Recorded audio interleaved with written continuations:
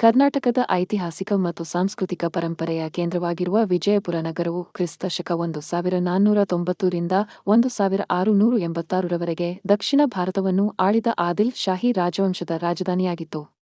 ಇದನ್ನು ದಕ್ಷಿಣ ಭಾರತದ ಆಗ್ರಾ ಎಂದು ಕರೆಯಲಾಗುತ್ತದೆ. ಬಿಜಾಪುರದ ಗೋಲ್ ಗುಮ್ಮಟ ವಿಶ್ವದ ಎರಡನೇ ಅತಿ ದೊಡ್ಡ ಮತ್ತು ಭಾರತದ ಅತಿ ದೊಡ್ಡ ಗುಮ್ಮಟವಾಗಿದೆ.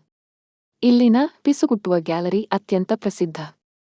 ಇಲ್ಲಿನ ಇಬ್ರಾಹಿಂ ರೋಜಾವನ್ನು ಕಪ್ಪು ತಾಜ್ ಮಹಲ್, ದಕ್ಷಿಣದ ತಾಜಮಹಲ್ ಎಂದು ಕರೆಯಲಾಗುತ್ತದೆ. ಇದರ ಅದ್ಭುತ ವಾಸ್ತುಶಿಲ್ಪವು ಪ್ರವಾಸಿಗರನ್ನು ಸೆಳೆಯುತ್ತದೆ. 12 ಕಮಾನ್, 12 ಕಮಾನುಗಳ ಈ ಅಪೂರ್ಣ ಸ್ಮಾರಕವು ತನ್ನ ವಿಶಿಷ್ಟ ವಿನ್ಯಾಸಕ್ಕೆ ಹೆಸರುವಾಸಿಯಾಗಿದೆ. ಶಿವಗಿರಿಯಲ್ಲಿ ಸ್ಥಾಪಿಸಲಾಗಿರುವ 85 ಅಡಿ ಎತ್ತರದ ಬೃಹತ್ ಶಿವನ ವಿಗ್ರಹವು ಭಕ್ತರ ಮತ್ತು ಪ್ರವಾಸಿಗರ ಪ್ರಮುಖ ಕೇಂದ್ರವಾಗಿದೆ. ವಿಜಯಪುರವು ದ್ರಾಕ್ಷಿ ಮತ್ತು ದಾಳಿಂಬೆ ಬೆಳೆಯಲು ಹೆಸರುವಾಸಿ.